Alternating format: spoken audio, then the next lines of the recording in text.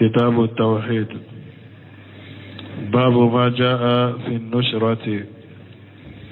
عن جابر أن رسول الله صلى الله عليه وسلم سئل عن النشرة فقال هي من عمل الشيطان. رواه أحمد بسند جيد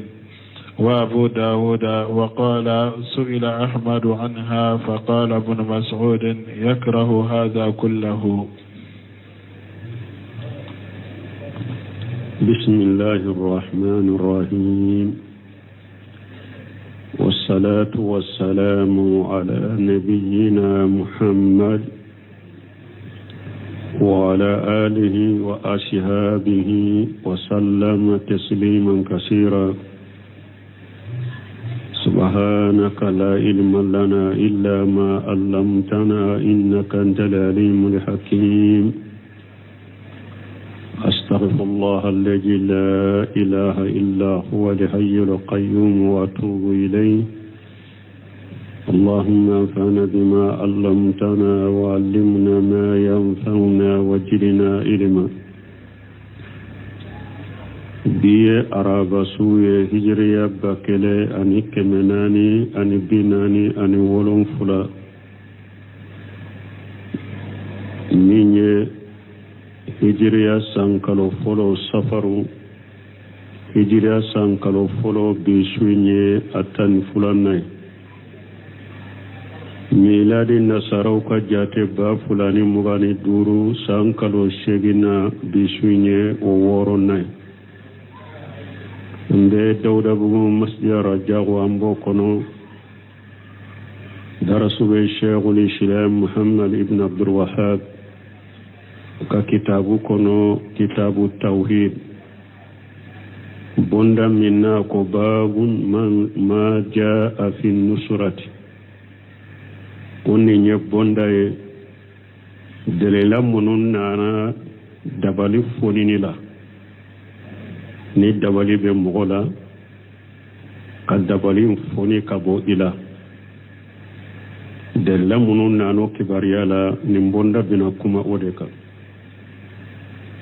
عن جابر أن رسول الله صلى الله عليه وسلم سئل عن نصرة. كرسمنا كبو جابر ما على كج كبوما كوي تشيدن ينين كالا كتنونا كشباكا دبالي فونينيلا فقال هي من أمل الشيطان. تشيدن كو دبالي فوني oye shetane barade na bena faranfansiya ciden kambe dabali fonili minna ko shetane barado oye dabali mi anyogona dabali kela debe dabali foni kabola ka dabali foni kabola ni shetane bara wulen anya anyogona dabali ode shetane barai. رواه أحمد بسناد جيد وأبو داود. أحمد إن حديثين بني سند من كني أنا أبو داود. وقال أبو داود كو سئل أحمد عنها كو عليه أحمد ينكننا بس أبو داود كرمود أحمد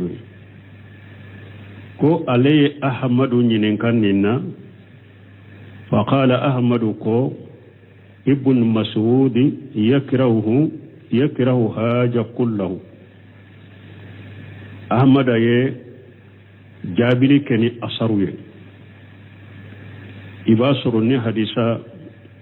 otum masama awati sana ka jabu info ube ibasuru hadisa intum makani ya bolo ahmada ye jabuli kene asaru ye ko bu masudu tumbendi be ko ni nye ka dabali foni na nyuguna dabali ko bu masudu tumba be ko me abena sarahula salafu koniya ni karaha yakrahu nun ko salafu bennu ko mo folo munun temena uru kambe haramu de mo o kante makarhu min do nendo fi tugu bolo niya atto ya kanyi niya ke fana junubu tila alla nyini toye nu ko sebaw yen nin ko Allah ñini haramu de do nantana ni hadisa sarahula ibn Seminu ka sarahula rahimahullah tarifu nusrati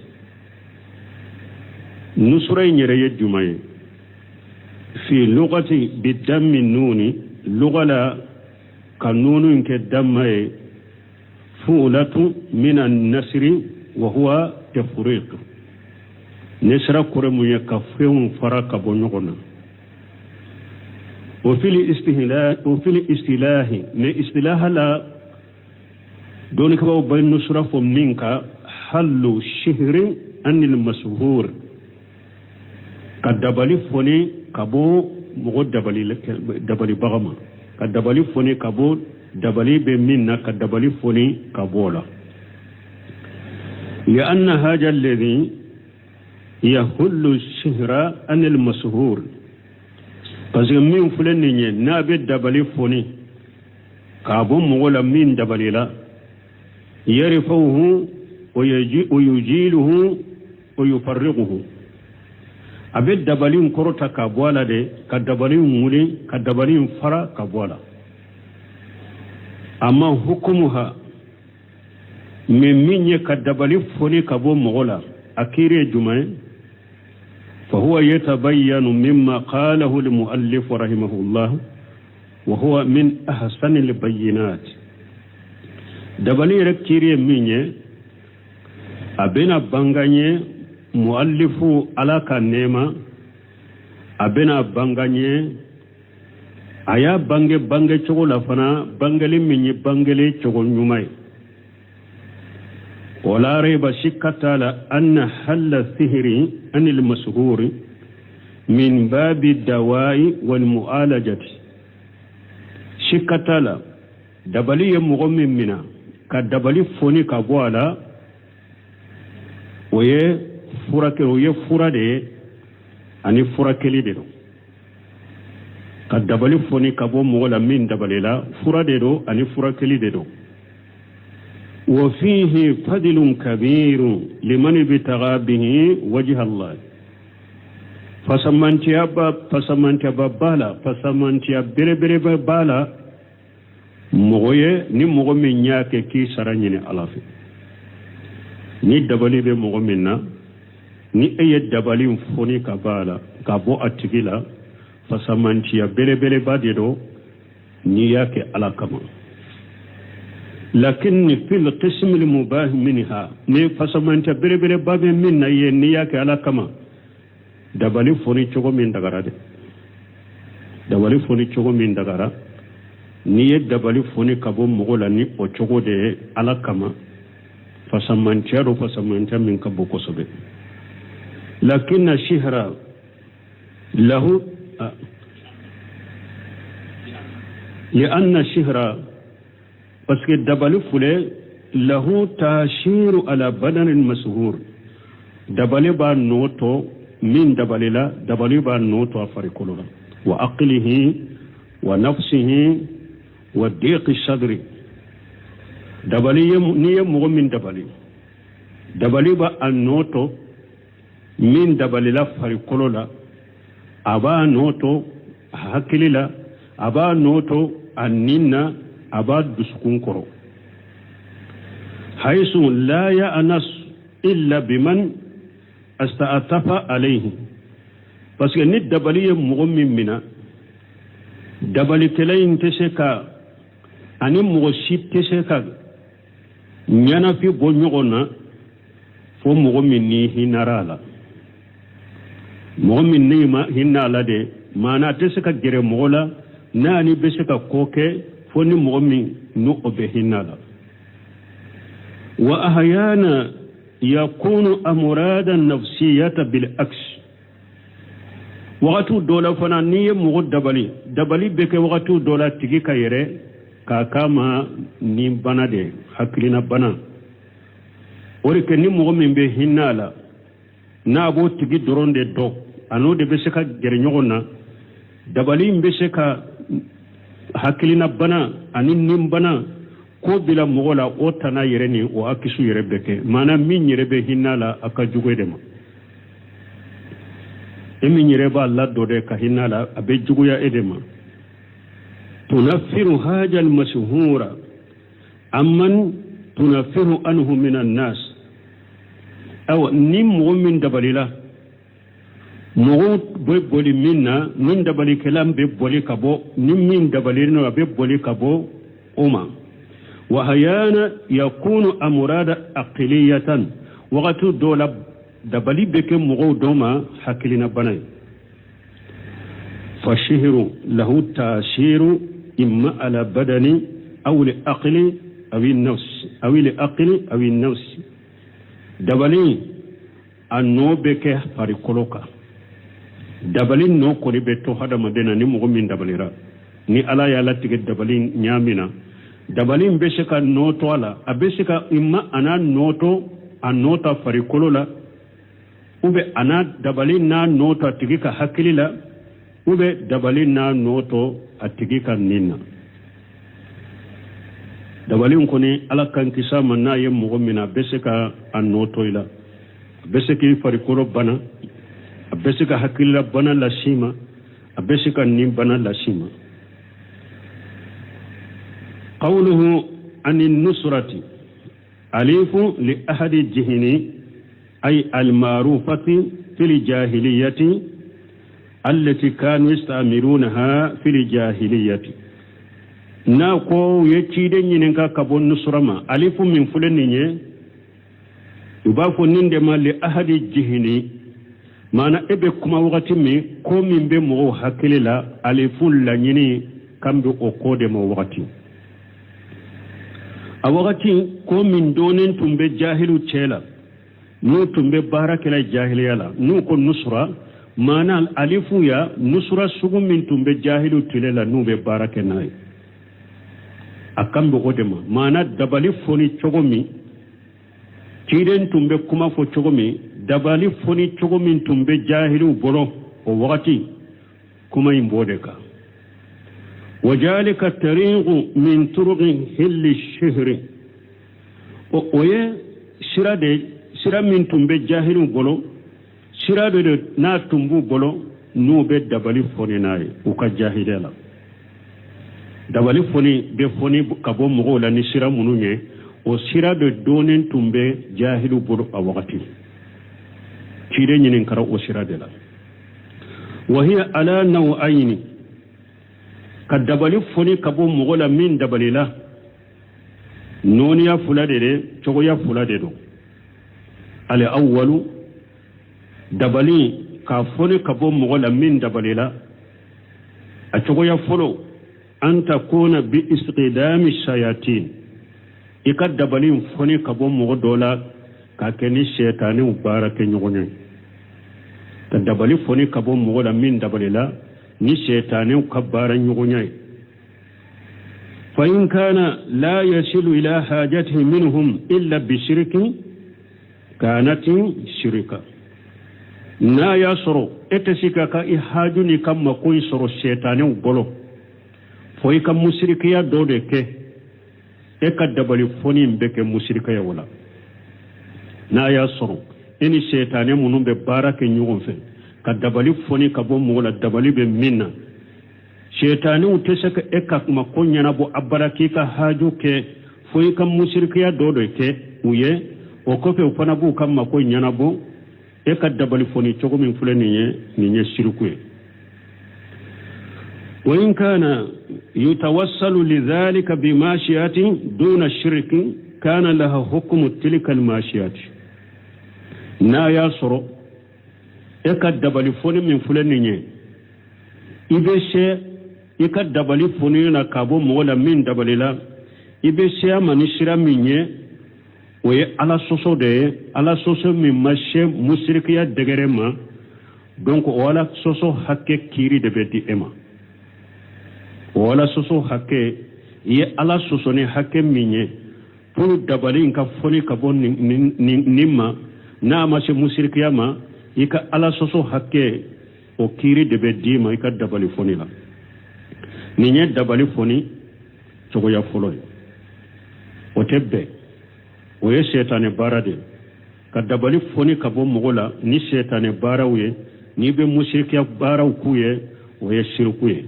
n'a y'a sɔrɔ e be dabali foni i ni setanew de be baara kɛ ɲɔgɔn fɛ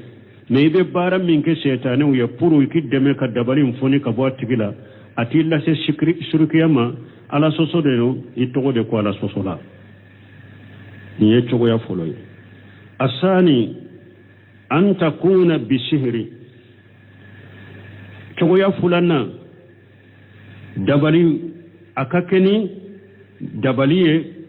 an takuna bisihiri كالأدوية والرقى والأغد والنفس وما أسبه ذلك فهذا له حكم الشهر على ما سبق التويا فلنا يادو أنكو التويا فلو أني الشيطان دبي بارك نغنفي وتوا نا ياسرو ebe shirku bara do ke shaytane eta ye shirku na yasro shaytane ntese e kam makonya na buya foi kala soso do ke i ka dabali ala soso min b'i bolo o kiiri bɛ d'i ma o de ye fɔlɔ ye mais dabali cogoya filanan min bɛ dabali foni ka bɔ dabali la ale yɛrɛ bɛ dabali de kɛ a bɛ dabali dɔ de kɛ ka dabali in bɔ nin na komi furaw ou bien kilisiw dɔ de b'a bolo ou bien tafo ou bien tuli a bɛ tutu de k'i la o ma asbaha zalika ani nunu na ɲɔgɔnnaw ale bɛ dabali foni ka bɔ i la n'a ɲɔgɔnna dabali de fa hada lahu hukum sihr ala ma sabaga nin tigilamɔgɔ dabalikɛra kiiri de bɛ d'a ma dabalikɛra ka kiiri minnu tɛmɛna maana n'a y'a sɔrɔ a ka dabali b'a kɛ musiriki de a fana ye musiriki n'a y'a sɔrɔ a ka dabali ma se musirikiya degere ma kabayira jungutigi don o min zalika a b'o kɔnɔ ما يفعله بعض الناس مغو دوبه منك أنهم يدعون فوق الراس المسهور تستن فيه ماو أقول دون مغمين دباليلين دو وبتاسا دودة بلا أكونكا كتاسا شيجي أكونكا تاسا جيبا كونو ويصبون عليه الرصاصة وبنك كسون بوك تاسا ينكونو ويجنون أن شاهرا يجهر وجهه في هذا الرصاص وبقلون فو كنو يننك كو دبالي كلام من ياد دبالي كو أنيدو مثاليا ببوجي ينكونو كنك كسو بك كم دبالي كلام الصورة نوبي دبالي كلام دوناي فيستدل بذلك على من سهره وبالدليلاتاني اويه كوبي مغو دوني اويه مغو مينيا دبالي كلاين سورا افوتو دي بونا بو وكا غالون فونا نيغي كيسي نونون كونو جيلا تاسا كونو كوبي كي سببو بالدليل كنويه مينيا دبالي كو تيغيدو وغادي سويلا وتي وغادي سئل الإمام أحمد النصرة ويا أحمد بن حنبل نينكا ندبالي بمغولا كدبالي مغولا ني الدبالي نيوغوي فقال إن بعض الناس أجاجها كدبالي ويا أحمد نينكا النصرة لا كدبالي نابي مغولا كفوني كبوالا ويا أحمد نينكا على أكو كم مغو دويا لا دغا فقيل له إنهم يجعلون ماء في تستي وكو أحمد ما وبجيدو من أنكنو وإنه يقوس فيه وإنه يبدأ وجهه فنفر يده وكو أحمد ما كمون بدبالي فوني كبو مغولا كو بجيدو تاسا كنو min be dabali in foni mana aba nye dawdo tasa kono ka tunu tasa in kono ko aba fo ko min nye dabali kelaye ko o nye dawumbe bange alaye ji in kono tasa in kono ku yenni fo ahmadai fa na fara yadda wa ya tiga kunko wa qala ahmadakum ma adri ma haja kun tennindo ma adri ma haja tennindo fa ka'annahu rahimahullah abekum ahmad alaka nema tawaqqafa fil amri wa kariha al qawda fihi abekum ahmad ayata waqufu kenin koina ama so ka chogobe ala aya ko ka chogobe nin koina akwa tenni nyedo qawluhu min amali shaytan na ko dabali ko shaytan ko tiden ko shaytan barado ay min amali alladhi ya'muru bihi shaytan wa yuhi bihi tiden kala nyino munye ka dabali bo mugola na nyugona dabaliye ni tiden ko shaytan ka barado la nyine munye wala mana shaytan dewe mugo nyamranoy shaytan debe o hawci mugo ma ku nyamranay lianna shaytana ya'muru bil fahsai parce que shaytan be hada madun nyamrani ko jugude wa yuhi ila awliyaihi bil munkar shaytan be wahaw bila kabisi nyogo mani ko koneu abode wahaw bila kataka bis nyogo mani wa haja yughni an qawlihi innaha haram ciden ka kuma min fulani nye nimba an kariya ka bo kuma ma ciden ka kuma ma kafo ninya haramu na ko shaytane bara de do kaba shaytane de be mugo nyamra na o yan wasa hari na ma fu haramu do o yan wasa ka bo haramu in folila bal hu asaddu bal ciden ka fo chugo min fulani nye nin ka jugo ka akafo yere haramu do nin ka jugo no yere لأن نسبتها للشيطان أبلغ في تقبيهها والتنفير منها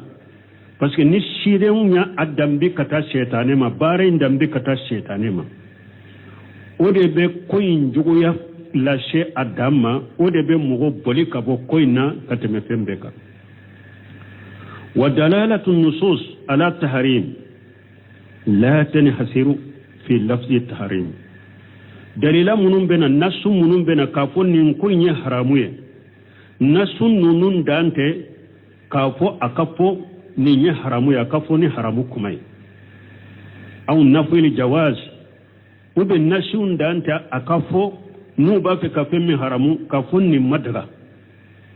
haramu yali nasu madda nunun doroma bal ija urtibatil uqubatu ala alfi'li kana dalil ala tahrimihi ni janga kataw do nana kodo nofe kodo nu yafo uye janga kataw do fo a nofe o wasara derilaye ko o konya haramuye hari nama fo o koy manninya haramuye hari nama fo ko masina mannin tella daga men ni we kodo fo la jabani janga kata do fora nofe o wasara derilaye ko konya haramuye qawluhu nako rawahu ahmad bi sanadin jayyid wa abu dawuda سند أبي داود إلى أحمد منتشل ناكو أحمد يابوني سند من كان يعني أبو داود ني كسند كتا أحمد ما ويم منتشل دي لأنه قد حدثه وأدركه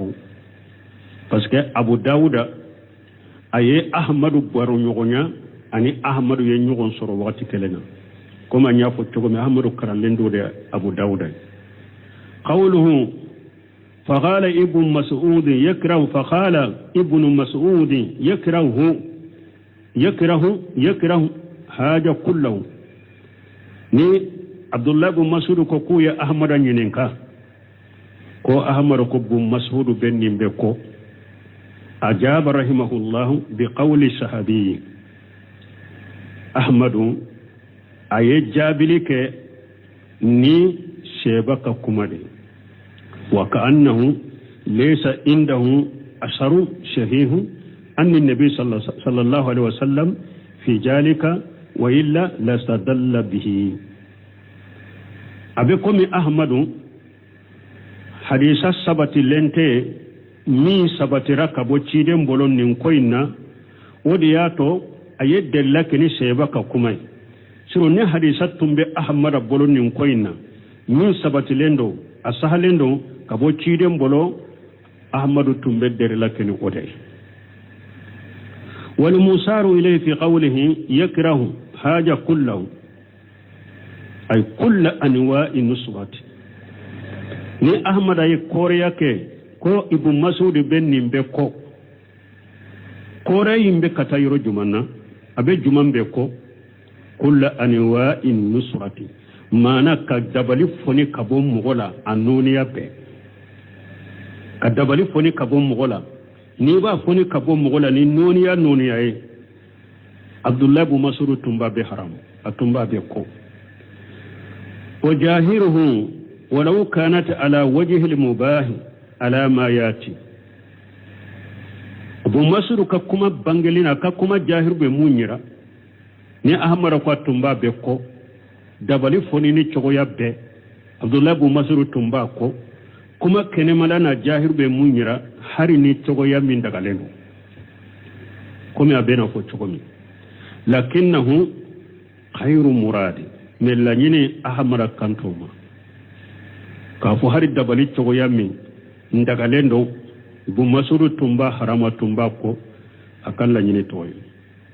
لأن النصرة بالقرآن وتأوجات المسروعة لم يقل أحد بكراهته parce que min ye kadabali bo mogola ni qur'anai ani tanganyini few tanganyini munu ni silamiya sariyayu u ke sariyai doni ke baga siuma fo kulu ye makahuye kadabali bo mogola ni qur'anai ube tanganyini fe munu nana ni silamiya sariyai yake sariyaye an ka tanganyini keni duawu munu nye ka dabali bo mogola ni ulu ye doni ke baga simo o koni fo wa sabaga anna ibn mas'ud radiyallahu anhu kana yakrahu taliq at-tamaim min al-Qur'an wa ghayr al-Qur'an anya fo kateme sebendilo yerola ko abdullah ibn mas'ud ko atumbe sebendilo ko mana tumbe sabundilo haramuya sebe nye qur'ana de ba kono sawa ube sebe nye qur'ana tanade abdullah ibn mas'ud tumbe sabendilo be haramu hari ni qur'ana be sebe min kono kadilo abdullah ibn mas'ud tumba haramu sebe min yirete qur'ana ni fe ngore de ba kono ni qur'ana ta tumba be haramu wala haja فكلية في قول أحمد يكره حاجة كله نينكا كلية مما نانا أحمد ككما لناكو بمسور تنبين بكو يراد بها نصرة التي من عمل الشيطان أحمد كلا ينيدي كدبالي فوني شغل من الشيطان باراي بمسور تنبودكو وهي النصرة بالشهر ونصرة التي من التمايم ويد الدبل فني من بكني أن يغنى الدبلية وبين إبه الدبل فني من كني شبين لناتك بادرو أمر تنبين نون ديكو أمر ككمل ابن مسعود تنبين نون ديكو نين دبل فني شغو بو مسعود تنبين نين ديكو كدبل فني كبو مغولا نا يغنى الدبلية وبين كدبل فني كبو مغولا ني شبين دلوي عبد الله بن مسعود تنبو بيكو وقول يكره الكراهة عند المتقدمين يراد بها تحريم قالبا مغمون تمنا نو مكرو كفورا أولوكا كمولا مغمون تمنا وكلا نيني كتايا وكلا نيني بحرام دم مغمون تمنا شيبون تابينون tabi nuko uyen ni ko ukalla nyini kachaya haramu dedo wala takhruju anhu illa bi kharinati foyte bo o haramu in kono fonni tamase dobe mutaqaddimina nulu ko nin ko masina folomo min nuko ayen nin ko masina ko ulukalla nyini kachaya ukambe harabu dema fonni delila wore nana ko bo haramu in kono de ni ote haramu de do bolo kacaya wa inda mutaaqirina khilafu al-awla me doni ke bagal laba munun nana doni ke bagal temenu nkofe doni ke bagal munun nana ulu kofe nu ulukum mimma makruhun mana akure munye khilaful awla mana min kanyi kake wotana min kanyi kake wotana mana niye ewa ake jurubuti la de me atoli de kanyi akeli mutaakhirina ukalu kam makruhu chaman be odeka فلا تظن أن اللفظ المكروه في عرف المتقدمين أو كلامهم مثله في كلام المتأخرين نسمي رحمه الله كوي كنا جدي كافون مكروه كما نانا مغتمنون كلا دلا وككما ولا نم مكروه نانو لوكا كما ولا كنا أم مثاليا منا كافون مكروه نانا مغلبون ككما ولا كانوا كلا جدي kana miri ka bisiga ka jigi mogo folon be makaruhu ko fo ko mununka ani mogo labon be makaruhu fo ko mununka kana miri ka fu ko kelewundo bal huwa yaghtalif bal ubolen be nyogon koro unzuru la qawlihi ta'ala ekalla jelike kata alaka kumama wa qada rabbuka allan ta'budu illa iyyahu وبالوالدين إحسانا كتا آية لبا وكل ذلك كان سيئه عند ربك مكروها أما نونو يرى فنتني بلاو يرى على القرآن كنو وغدا ربك لن تعبد إلا إياه اتبع على ينعمر لك كان فويبتني على كلمة توتي وبالوالدين إحسانا bange baga fula kan yuman kuye suratul isra'i kono ila an qala fokata alaka fo bada an zakara ashiya'a muharramata ala kelen kofe tumama yefen haramu yalen fo o kofe ako kullu zalika kana sayyuhu inda rabbika makruha aw akun nunum be min fulenye nimbe kojugo nimbeye ko kone alafe mana lanyini nimbeye haramu de alafe wala saka shikatala anna al murada bil karahati huna tahrim shikatala lanyini alaka lanyini ni yorola haramu yalide do donc har qur'ana abe fendo fonni makaru ya shirai ani makaru ya kuma me lanyini o yorola shikatala haramu de do komi nin ko haramu yali munun fule suratul asra'i kono tumami ala yo fo ko haramu yali un folen kofe ala ko nimbe ko jugu nunun be ko kone mana nunun be haram qawluhu nako